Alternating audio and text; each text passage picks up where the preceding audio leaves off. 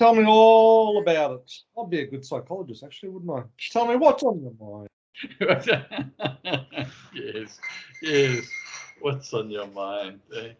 No, doctor, I got nothing on my mind, doctor. What drugs would you like? Only for the pain in my left leg. Okay. Yes. I'm sure it's got something to do with psychology, doctor. It must have. Yeah.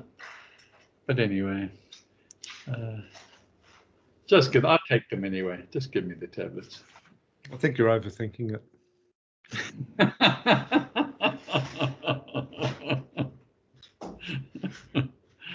Yeah. So what's new and exciting in your vibrant life? In my vibrant life, okay. Thinking about your lockdown. You've gone back to lockdown, haven't you? Or was that Sydney? No, Sydney's there for the rest of their life, I think. So. Yeah. Okay. Just out of control. What do they had? 600 odd cases today, and they'll probably have 700 odd tomorrow, and off it goes. So. Yeah. Did you see the whole episode in Afghanistan? How do you say it? Afghanistan. Yeah. Afghanistan. Yeah. That was horrific, wasn't it? You know, the people clinging onto that aircraft as it took off, and oh goodness, it's horrendous. But what you've got to sit back and you've got to think about it. Okay. Now, let's just do that. Okay. I'll be interested in your view about that. Yeah. Okay. It was started. So first of all, the war's been going 20 years. All right. And let's forget about why it was started and all the rest of it and how it came about, and because everybody's got the main media reason for that. But when did it start stopping? It was in Trump's time. Trump went to, if you remember back then, Trump went and visited those students, because that's what they are. They're students, okay? They're students of the Taliban, are students of Afghanistan, okay? They're not some foreign country. They're not some foreign terrorists, okay? They're Afghan. So you think now, okay, Trump went and saw them, and he made a deal with them, and he started a process of withdrawal, okay?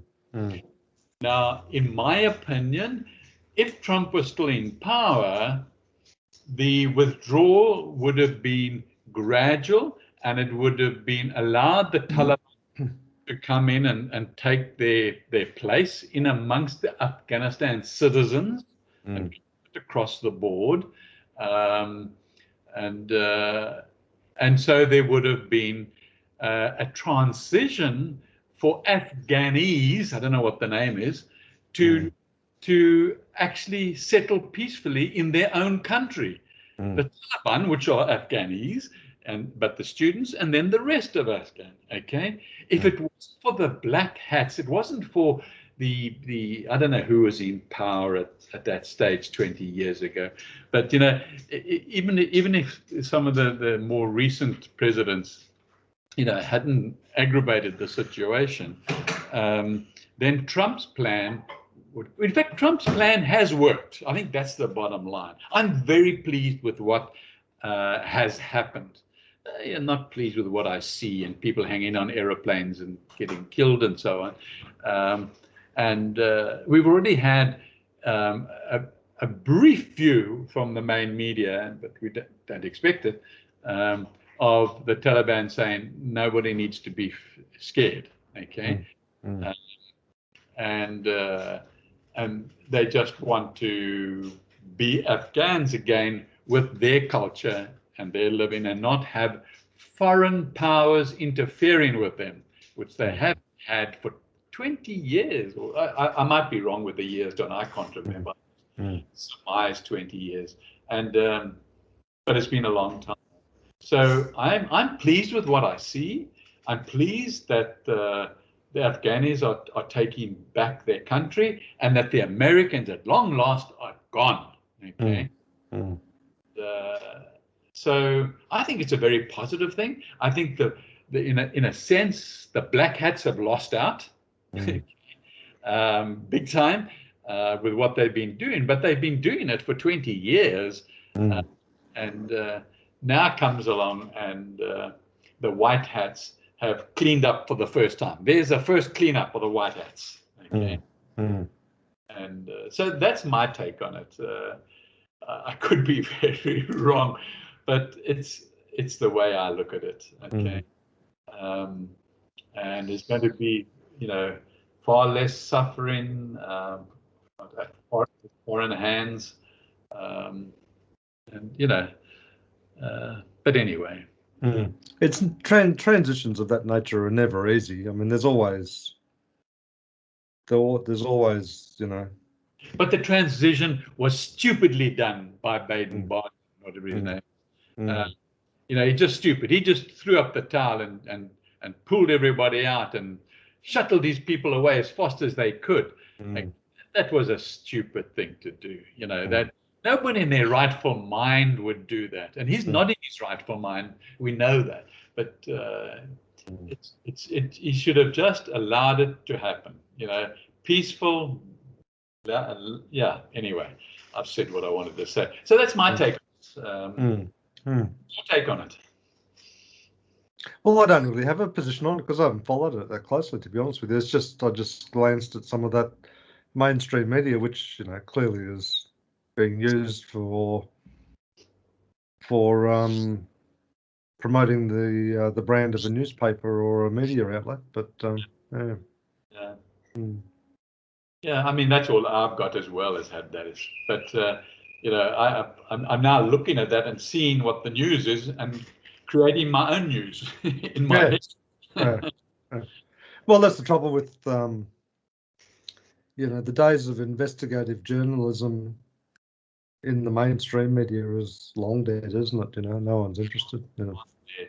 Definitely long dead. Most frustrating. It's all just about spinning it up so that it's entertainment. That's all it is. So, yeah. And taking instruction from those in charge above, the invisible head above. So definitely. Yeah. So and you think of going back when we were youngsters, the Vietnam War. Okay. Oh man, how long did that go on for? A long time. Yeah, long time. And then they pulled out, and and that was it. And same sort of thing, just lot of suffering and. It's funny, isn't it? Like the withdrawal was just an up and run, wasn't it? Yes, it was. And pathetic. I mean, pathetic. I just wish particularly the American people would just wake up and it's just so pathetic that they are so indoctrinated. I think it's highly unlikely based on what I've seen, but anyway. No, it is highly unlikely, definitely. But it will only happen if there's severe pain to them. Okay. I mean, my impression was the first time I went to America was that you would arrive at the airport and there would be American flags everywhere, and you'd leave the airport and there'd be cars driving down the street with American flags, and there'd be houses with American flags out the front of the house. And yeah, quite right. I went to a conference and they had American flags on their laptop computers, and it's just everywhere, and the first thought that struck me was, the impression was, how's this any different from any of these other fundamentalist or countries where all you see is flag waving? It's like, what's that about? So. And then the bizarre thing, and this is like really bizarre in one sense for me, it's all about, I'm so pleased to be American, rah, rah, rah. But I mean, like, the Americans have only settled there for, a few hundred years or something. Like 300 or something, yeah. You know, it's just like 17 something another, 1745 or something like yeah, that. Yeah. and you just sort of think to yourself, well, what's this all about? You know? Yeah. Yeah. Who have they kicked out? And of course, Well, the same thing, is it? Yeah, I mean, but it's not as if it's like some of the European countries or the African countries, you know, where the populations live there for, you know, for centuries. yeah, well, thousands of years in some cases, I guess, haven't they? So, yeah. Yeah. Hmm. Yeah. Um, and it's chalk and cheese if you compare Europe with America, or well, not even Africa, because Africa definitely, has also had thousands of years, but Hmm. not quite in the same format. Hmm. North Africa, yes, not Central and Southern, but yeah, uh, Hmm. really, really peculiar. Well, it is, and that's the thing that, you know, people don't seem to think about some of those things. It's all just this mad fervor and, you know, chanting and singing and national anthems and goodness knows what, you know, and you just sort of think, goodness, you know. Yeah, You yeah. know, who's pulling those strings, you know? So, Mm, mm, mm. you know, and who would dare speak even mildly against it? Yeah, who would? Mm, mm, Um, they know the consequences. mm, mm, Yeah. Um, but I'm hoping that this reset, that definitely. I mean, yeah, in my opinion, Afghanistan is a reset, okay, a positive reset. The financial system is the process of a positive reset. Okay. mm. I can remember probably about, it would have been, I'm guessing now, probably close to 20 years ago, maybe. You know, that I used to do a bit of research at the time around, it was mainly around from a human resources perspective, but did some research around, you know, the impact of technology and, you know, some of the likely future changes and that, you know, and the big predictions at the time was, you know, the evaporation of sovereign borders, you know, because technology basically meant that communities could communicate with each other and trade with each other and all sorts of things based on, you know, communities of interest and that sort of thing. But it's ironic though, through this pandemic, how sovereign borders have become more robust than ever.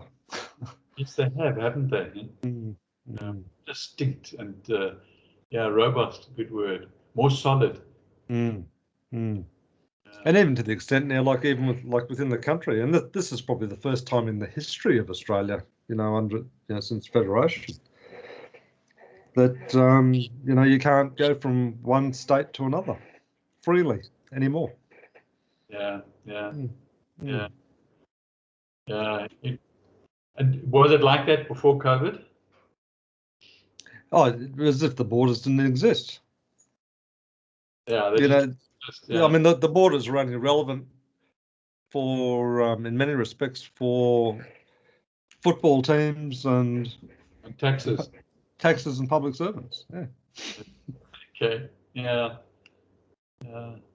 you know, they had very little relevance whatsoever. Certainly was never an obstacle in travel in any, you know, between the states. Yeah. Whereas you look at it now and you need a permit to go from one state to another, and Yeah. they Yeah. can be excluded at the drop of a hat, you know, and Yeah. Yeah.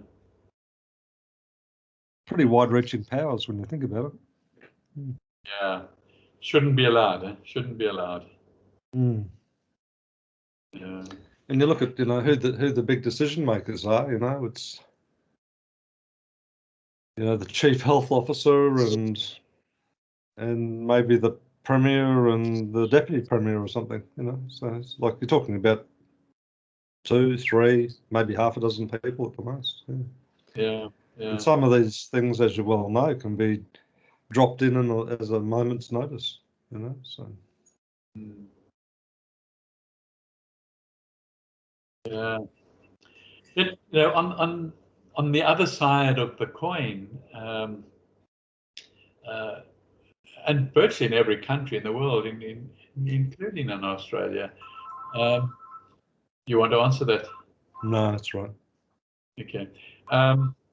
It's there's a lot of positive scientific developments, ignoring viruses and stuff like that. Okay, that are coming forward, and people are coming up with new inventions that have nothing to do with COVID and viruses and medical. And some of them has to do with medical, but not related to viruses and so on. And that's encouraging. We've got just about all the countries in the world sending satellites into space, and I read yesterday. I forget the exact name that they call it, but it's a mini satellite. Okay, I think maybe I know they described it as the sort of size of a box. Okay, and it just gets into outer space. Okay, gets put into outer space, and the purpose of it is to share internet connectivity with at least 50% of the places in the world that just don't have internet connectivity. Okay. So now this little, and it was just, one would imagine that would have been so simple to design, but I guess somebody had to design it. And it turned out to be a student at some university or other. And it's now in the testing phase, and will be launched soon. So yes, people like on distant expeditions on the Antarctic and so will use it where there's no internet, but certainly in places in Africa and South America where they don't have it totally covered, and all the islands. And it's a cheap, your connectivity or something going to cost you $5. Okay. And so there's just so much of that happening. Other students were they surface. Okay, they've been surfing all their life, and so they realized that where they'd been surfing, and I can't recall which nationality they were. They might have even been Australian. I don't know, I can't remember. And they realized they were surfing sort of quite close to a reef, and they realized that as the 10 years that they had been surfing, how that reef had deteriorated. So they then set their mind about going about rebuilding that reef, which has now turned out everybody is using the concept, okay, that they developed, okay, which was basically it's like a cement ball, but the cement was the pH was new.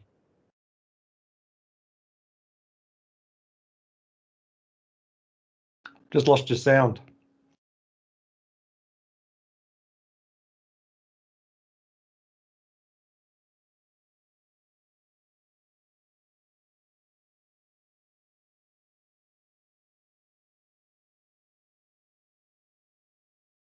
Can you hear me now? Yeah, I got you now. Yep. Okay, I just changed to my webcam microphone. Okay. I think you turned me off and you were tired of listening to me. No, not at all. Yeah. So, there are a lot of good things happening across the planet. And I really think that, people generally, must be just somehow be made aware more and more of all these positive things that are happening. Then they wouldn't be scared of, getting some sort of virus or other that's going to tickle their throats and has a 99.999% chance of killing them. Not killing them. Sorry, not killing them. Yeah. So, say whatever industry you look in, okay, you think, wow, okay, what's happening? But as we chatted on Sunday about, like the press are talking about food shortages, and you mentioned how prices are going up of commodities here in Australia, disproportionately at an earlier time. So, there's a lot of that, but put that aside, there's a lot of positivity going. Yeah, and I think that again, mainstream media has got to carry a big portion of the blame for that, because all they want to report on is sensationalism and negativity. Like in terms of some of those good news stories like that, which they're just not interested. Not interested. Yeah, but why don't I'm not sure. In South Africa, there is a state-owned. I mean, there are a lot of private TV stations, but there's a state-owned, the South African Broadcasting Corporation. Okay, and they were producing better news than let's say the private places were. Does that happen in Australia here? Is there?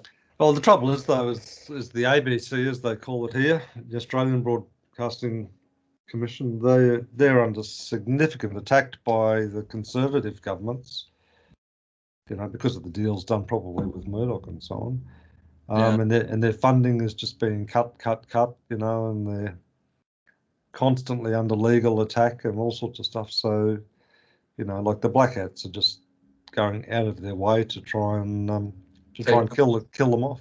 So. That's unfortunate. Yeah, but it's not a free service, is it, in Australia? Well, yeah, it used to be. Yeah. Yeah, I don't say now. I don't see it when I run through the channels to see free service. ABC. And the big role that they played was particularly in the regional areas. Like regional radio and television and things like that. But that's all been scaled back just because of the funding cuts. So. Yeah. The money talks, eh? Well, the money talks, but it's just a bit more overt, I think, in my opinion. It's this sort of mantra that a lot of conservative governments go on about, they've got to be competitive with the private sector and this, that, and the other, which is a total and utter nonsense, because it's a community service. Since when does public health, need to be a for-profit framework? It's just a nonsense, and the same with, telecommunications, the same with roads and rail and all of those things. I mean, the reason you put that infrastructure in there is for a community benefit, not on some sort of, commercial business case, And then the flip side of that coin is you see a lot of these industries which are blatantly non-profitable, like some of the mining sector and the automotive sector and things like that. And they'd have literally billions of dollars of public money pumped into them to keep them alive, supposedly because they're employers of labour. It's just an absolute nonsense. It really is. So all of this idea about privatisation of public enterprises, there's only one agenda driving that, and it's trying to line the pockets of a few. And personally, I think the answer lies in properly brokered public-private partnerships. That and the measures for success and their operating mantra can't just be, to be running at no cost to the public. I mean, that's just a nonsense. If there's a community benefit, then that should be the sort of measures that they should be focusing on. But of course, it's not, because the agenda of a lot of these conservatives is to line the pockets of the wealthy. Which is invariably, media, technology, infrastructure organisations, power, you know, those sort of things. It's like, just doesn't make sense. Yeah.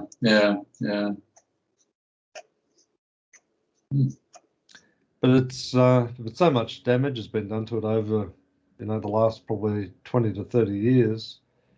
You just wonder how you reset that, you know. Yeah. You know, and a lot of the, like automotive, for example, you know, there is no Australian manufacturers now, you know, of motor vehicles. None. Not one. Have they all moved to China? Yeah, well, they've all gone elsewhere. Yeah. Yeah. Not one. You know, so you think about the huge amounts of money that were injected into, you know, General Motors, Holden, and Ford, and Toyota, and have they all left now? Eh? they're all gone. Every single one of them. Goodness me. But I think part of that too is driven by the consumerism too. You know, like it's just sort of astounds me in some ways. You know, like you look at some models of motor car. You know, like why does there need to be a new model every year? Yeah. Why? You know, and in one sense, you know, like if I was independently wealthy, one of the things that sort of exercise my mind is that, you know, how do you think it would go as if you'd had like a really popular motor vehicle in its day, that you basically kept it, you just kept on producing it. Sure, you might tweak it and fine tune it in terms of new technology and more efficiency and better safety and some of those sorts of things as, you know, technology advances come along and so on. But the essence of the vehicle itself basically remained the same. Yeah. You know, but, you know, the marketing message has always been, oh, you know, I've got to get rid of this crappy 2-year-old or 3-year-old car, you know, because it's old. You know, it's not old. And also with your manufacturing standards, why don't you build them so that they have a, you know, that they do last more than 5 years? Yeah. You know, have interchangeability of parts and stuff like that. You know, like Right. you know, run a, you know, structure the organisation, you know, based on community benefit. Maybe people say I'd sound like a communist, but I think that, you know, in this day and age, there's a niche there that needs to be run on principles different from the ones that you and I grew up on, which was, you know, at budget time, it's okay, the budget for next year is what we achieved this year plus 5%. Yeah. You know, it's just a nonsense. Yeah. There's and then there's the second-hand motor car industry as well. Yeah. And again, part of that process, you know, from a manufacturer's perspective is, you know, that maybe after 5 years, you know, they buy those cars back from people and refurbish them. Yeah.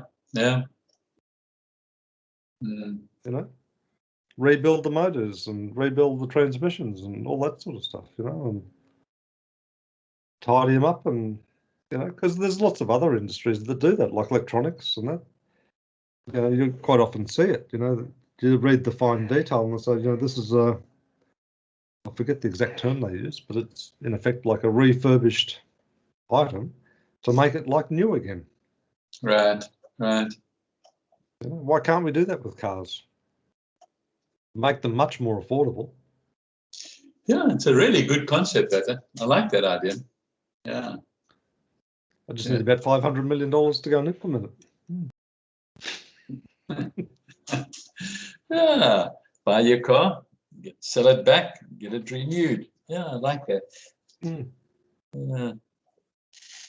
That would certainly build customer loyalty, wouldn't it? If you knew that every 5 years your car would get revamped in effect. Yeah.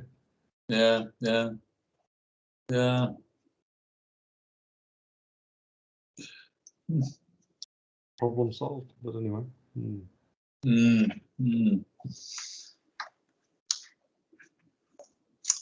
And you can do that across the whole range of things. So like, you know, I kind of sort of try to do it in my own very, very small way with furniture, you know. Same guy, yeah, that's an idea. Yeah, same concept, almost. What you're trying to do is get people to come to you and have their furniture refurbished and then take it back into their home again. Yeah. You know, which is very at odds with the consumeristic society, you know, where everything has to be changed every year or two. Yeah, yeah. I mean, the clothing industry is like that. In fact, I saw a really innovative young woman, actually. She was buying up lots of throwaway fashion, like, and quite often these clothes hadn't even been worn, you know. And what she was doing is she was converting the fabric into bricks. So there's bricks through this manufacturing process that she'd come up with, would produce these bricks which were fireproof and very thermal efficient, and that she called them the fabric. Was I thought, which is quite a good name as well. You know, basically turning a problem into a solution. You know, so. So what? Tell me more about them. Describe the process. What? How did she get them integrated into bricks? Well, basically, she would.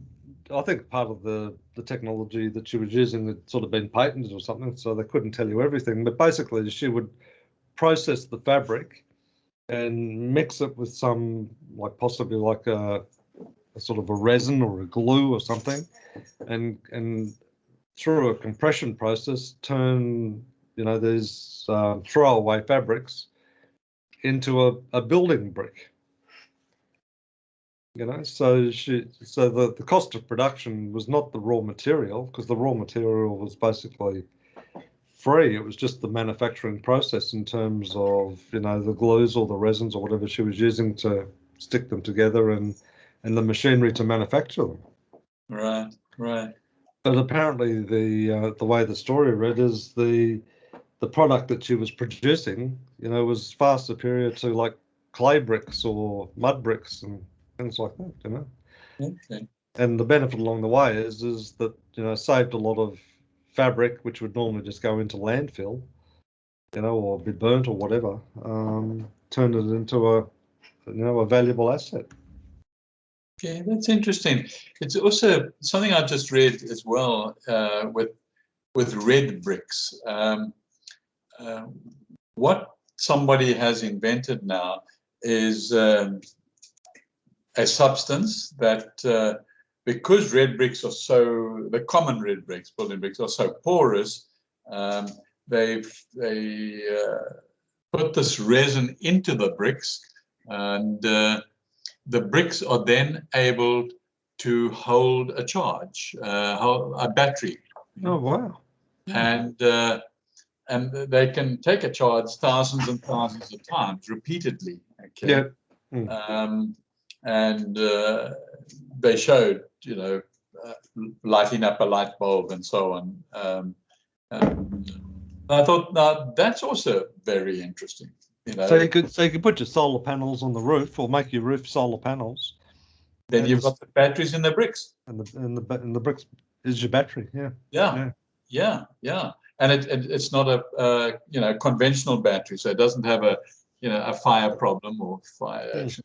This is so yeah. Interesting, and it's also in the experimental stage. It's not sort of in heavy production yet.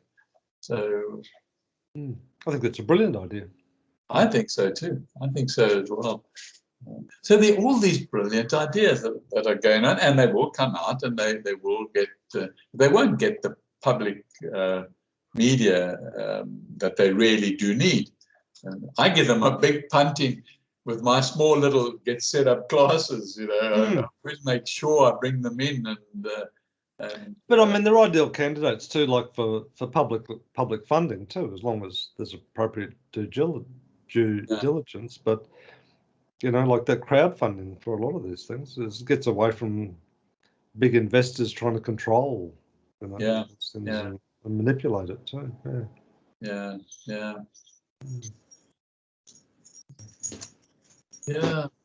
So anyway.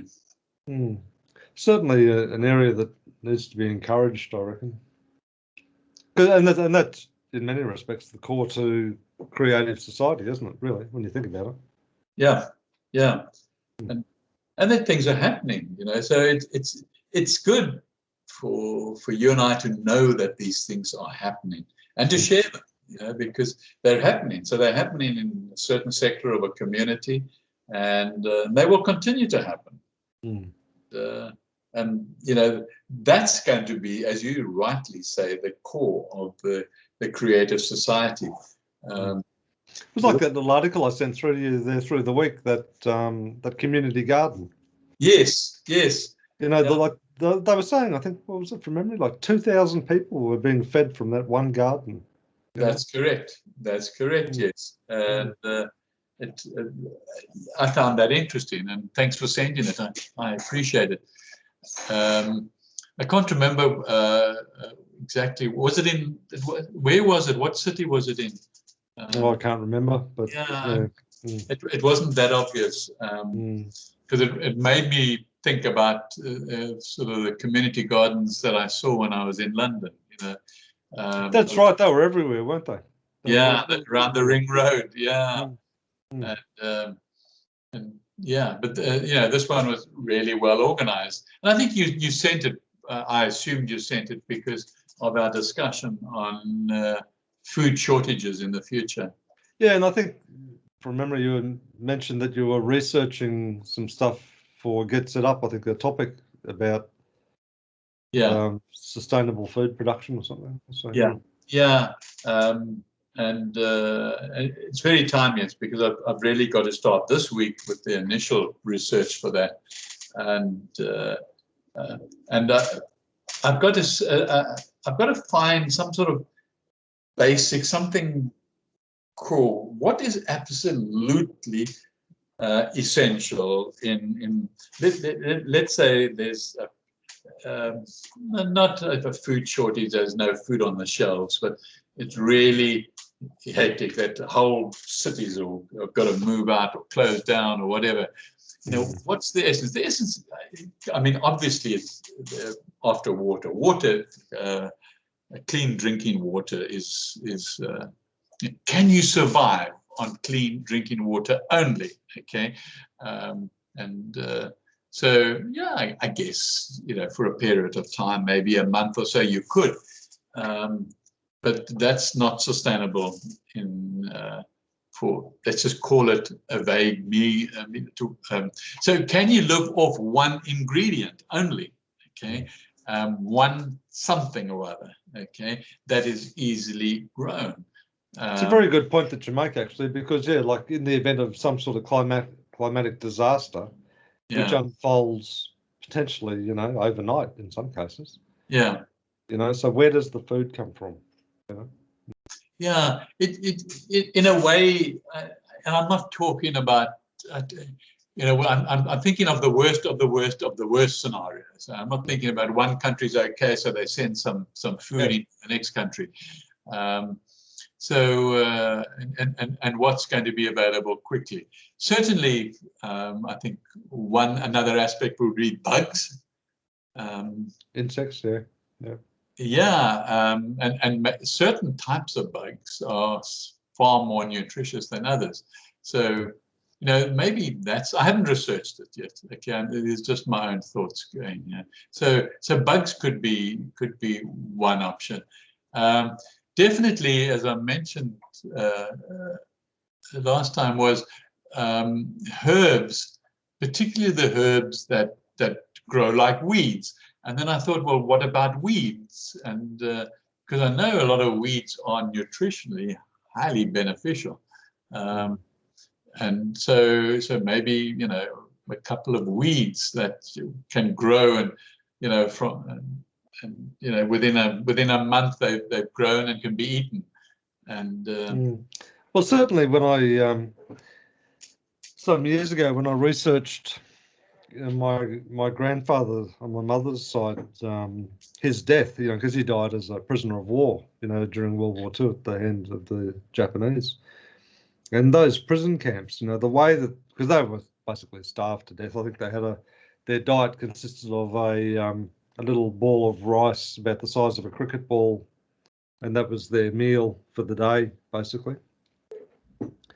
But they would go out and there'd be certain types of grass, that they would, press and get the juice out of this grass. It used to be like a very black sort of juice. They used to call it panther piss, as they did, and it probably tasted like that too, probably. But the nutritional value was incredible, like for the people who were on the verge of death, a small glass of this juice from this grass, would provide them with enough sustenance to, virtually bring them back, so. And eating the grass as opposed to having to squeeze? No, just the juice, apparently, yeah. But surely if the nutrients were in the grass, in the juice in the grass, surely you could eat the grass. I suppose you probably could, but I don't know. But I suppose that the people grass, they seem to choose the right grass and eat it. But I guess if you're at the stage where you're on death's door, that there's probably a liquid diet is all you could stomach anyway. I don't know. Yeah. But it would be those types of plants, you think, like, the beans, the very fast growing sort of plants like beans, and the grasses, and I suppose wheat is a grass, isn't it? And sugarcane's a grass. Yeah. But I don't, are they quick growing enough? And I get fed up listening to people's opinions about gluten, wheat, and so on. I don't know what's right in the information and what is wrong. But isn't the issue with a lot of those foods is just because they're so highly processed? Isn't that the issue? Yeah, that's what a lot of the one side of things say, is because of that. Okay. But depending on what they mix with it in the processing. But I mean, if you just take something and you roll it, okay, and make a flour out of through rolling, and surely that's fine. But they say I won't eat that because it's got gluten in it. Now, gluten is a lectin, so lectin, cuts up your stomach.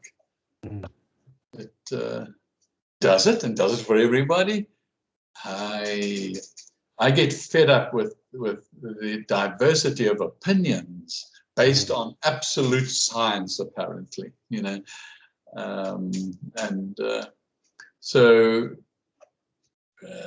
when it comes to a shortage of food, and you're up to the individual, I'm not sure if he can grow wheat and then even if millies would take too long to grow. I mean, you grow millies in your garden, and what do you call it in Australia? You call them millies, and you call it corn.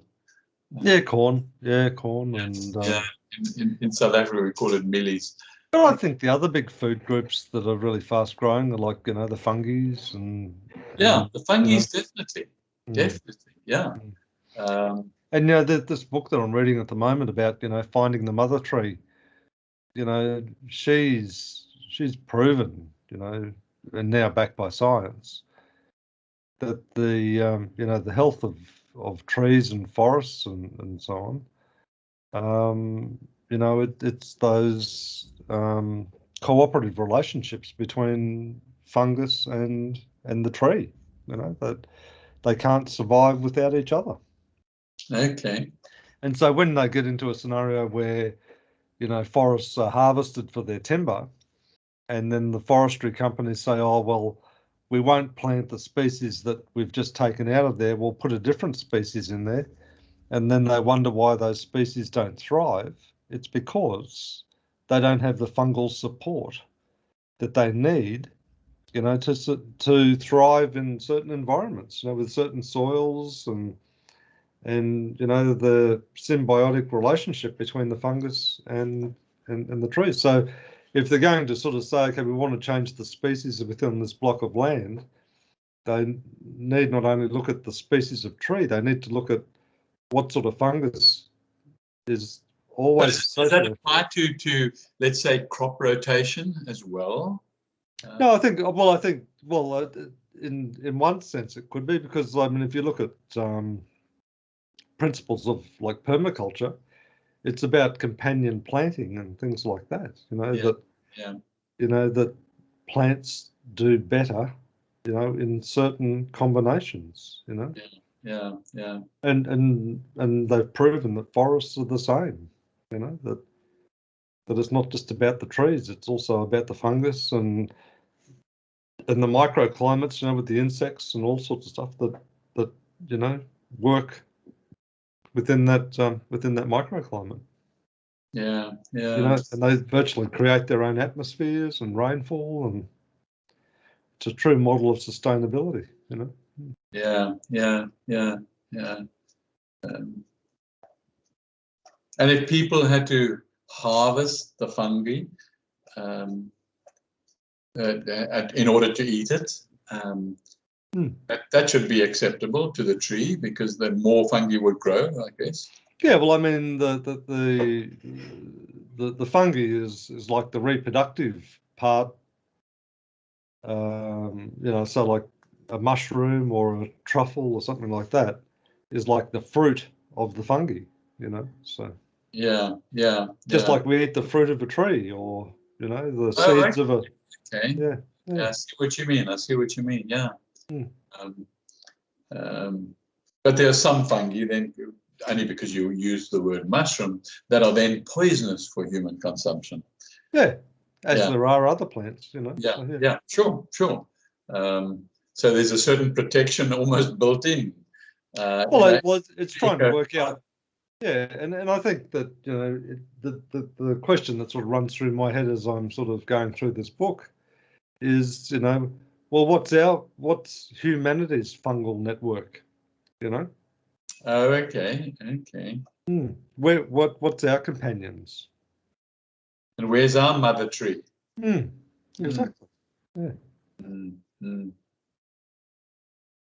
Because that's the nature of life. It's a the fabric. It's a network. It's not, despite what humanity thinks, it's being part of a much broader fabric. Mm. And when you start to undermine that fabric, like they sort of say, like if all of the insects on the planet died, how long could we live? Maybe 2 years. If all of the the air in the atmosphere was polluted and became poison, how long could we live? Maybe 3 minutes. Yeah. So, but conversely, if all of humanity died, the planet would probably thrive. So, Yeah. because you look at some of those areas like Chernobyl and those other areas, where humans have been taken out of the equation, even in a toxic environment, and trees are growing through buildings and roads and taking back the land. Yeah, I've seen images of that. Yeah. Have you got a bird out in your garden, have you? Yeah, I've got lots and lots and lots at the moment as I'm talking to you. There are probably about 4 or 5 pairs of wild parrots, doves, and a wild rock dove, very big compared to, not a dove, pigeon, sorry. Oh, okay. 2 pigeons and then a rock dove, very big. Sort of dominates, but I've got some really big parrots that come in here in front of me and eat. I've got the best position in the universe to see this going on. And I've got the bandicoots, 3 bandicoots that come and go, and they've got a hierarchy. The daddy bandicoot, or maybe the uncle or something. When he comes, the others must disappear so that he can come and eat. and then when he's gone, the mother and child can come back again. And well, I mean, that's all part of that fabric, isn't it? You know, because like all of those, like the birds and the insects and that, I mean, they're obviously helping pollinate the plants, and yeah, it's a real, cooperative. It is a cooperative thing, and right into the grass. We've got all sorts of lizards, and it's quite interesting. And that's as I said, it just got me thinking, like, well, where is our cooperative fabric? Where's it gone? Yeah, it's gone a long time ago. Sort of economic environment, eco-environment, organic, natural. That's right. Monoculture farming and extraction industries. Like taking fish out of the sea and all that sort of stuff. Yeah. Because you see, one of the things that when I bring up the subject about food and so on, people say, we can go to farming fish. Okay. And I said, no, what are you going to feed those fish? Okay. You're going to feed them a mono food, like corn or something. Yeah, well, I think they've already proven, though, a lot of that sort of aquaculture farming, is quite dangerous, though, isn't it? Because it is dangerous, but yet they still continue with it, and they even in Australia, they continue with it, and even though there's really adverse publicity, but it's not sufficient adverse publicity compared to the advertising to promote it. Okay. So like this garden, we encourage, we've got some food and so on. I think the same with the sea, you see. I think if you give the freedom, let's say, like I mentioned earlier in the conversation, you have these reefs that are going out now, that are regenerating themselves organically and well. And so from the very, very micro things that are floating in the sea that stick to something you put down there, and they immediately start growing, and then others come and feed on it, then you harvest those fish. Okay. It's not a problem with, I don't have a problem with that, but coop them up into a small environment and feed them some agricultural food. Pellets or something. Yeah, exactly right. Yeah. So people just think there's a way of doing it, and well, it's never worked with anything else, has it? I mean, like feedlots and chicken farms and all that sort of stuff. It's just with force feeding birds, and it's just sort of horrid. It's horrid. It is terrible, and yet they do it to such an extent.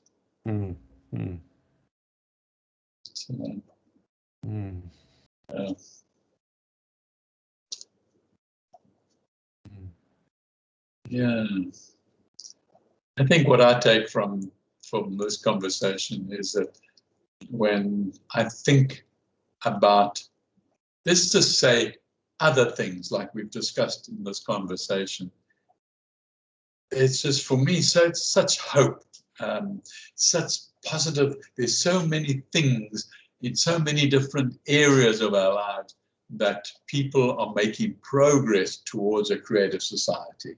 Okay. And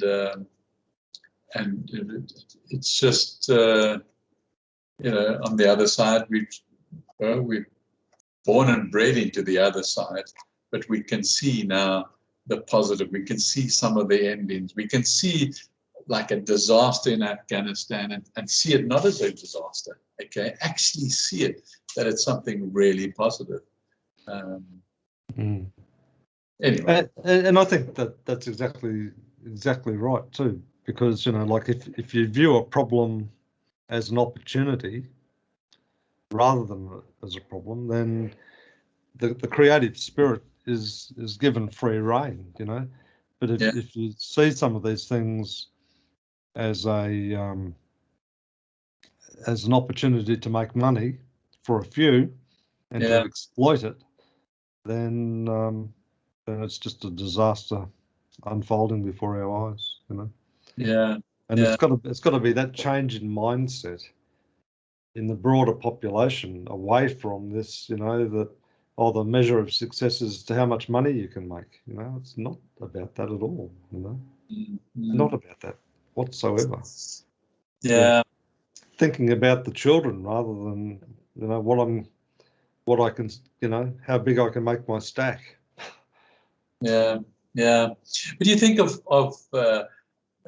how in Israel, you know, through the kibbutzes, I guess, they grow all sorts of nutritious things in straight desert.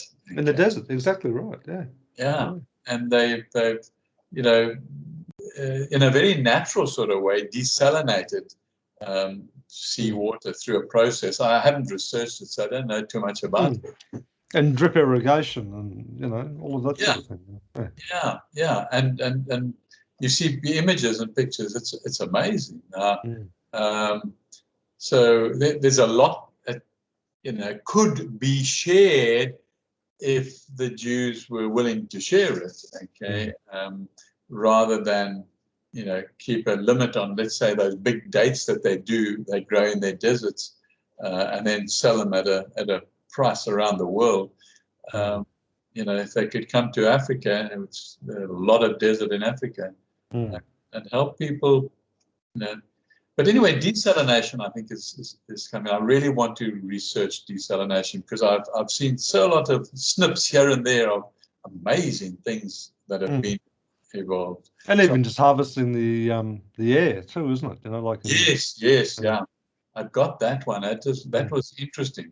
But there's been another one that I just didn't keep a tab on it. I've got to learn to keep a tab because I do so much research. I've got to somehow, I know I've mentioned this to you before, but I haven't come up with a solution. How I can keep sort of tabs when I want something. You know, like you go to Google and you Google, let's say, desalination, and then it comes up with 1,001 pages of results to that. But if I had that on my own computer, you know, there must be a way. I just don't know about it. If you think about it, won't you let me know? Because because I know I can search on my own computer, and maybe, you know, I've got to search everything, or yes, that would be very time consuming if I had to research every word in every document on my computer. But if I maybe, I don't know, can't have one word in a document. No, but you can maybe sort of develop a keyword library or something like that, maybe. I don't know. Yeah. Yeah, so it searches that keyword library, and then build a quantum computer, and that way you can just sort of think about it, and all the results will just come out automatically. Yeah. But if I put it onto a keyword library, and then go to that library, and that library then has a link to where it is in the document. I don't know if that's possible. Yeah. Anyway, I've got to find more and more ways to streamline my researching and improve it, and get more of what's happening around the world. But I'm getting there. I'm getting quite efficient and effective at it. Yeah, I mean, it's that the whole get set up thing is really sort of fostered and developed that skill for you too, hasn't it? You know, so definitely, yeah. And we had a meeting just before you and I now finished, just before we contacted each other. Excuse me, I'm hiccuping. And it seems like, because of the changes I told you about, you know, moving away from North America and being controlled by India, We're going to be left more to our own devices, and all they're interested is the size of the class. Okay, that's really their primary, and the content, yes, but we're not going to have our content checked. We're not going to have the quality of our slides checked. That's going to be left up to us individually, and well, that makes sense. Yeah, it does, and they will spot check it. I mean, there's one person in India for all the Indian guides and things who does the spot checking for India, but I wouldn't want an Indian spot checking my grammar and spelling. But yeah, but certainly somebody appropriate. I have no problem, but you don't have to, because I do it myself. You know, I've got a sophisticated grammar check and a sophisticated spell check, besides the normal ones that come with your computer and Microsoft. So anyway, yeah, it looks promising, but certainly research. I want to. It's not their desire; it's my desire. I want to keep the high quality. Okay? Yeah. I know my classes are high quality. Yeah. I want to maintain it. So to be able to maintain it and produce every week, I need a more sophisticated, quick linking reference to things that I've already researched historically. Anyway, if you come up with anything, let me know, sire. I will do. Will do. Okay. Okay then. Well, that sounds like a good place to leave it. So I'll talk to you on the weekend, whatever day suits you. Yeah, no, Sunday. Let's go back to Sunday. Sunday, okay. Yep, no, that works all right. Because Sue and I have said that every Saturday is going to be our day off. Okay. Yeah, that sounds good. We're going to do something, and so then if we don't have it on Saturday, then that's great, because then we stay late somewhere, or it doesn't make any difference. Yeah, sounds good. Okay, so Sunday it is. Sunday it is, because Sunday is a working day, is a researching day. Okay, sounds good. Okay. Okay then, well, I'll talk to you then. Yeah, thanks for a good chat. You too. Okay then, catch you later. Bye. Bye.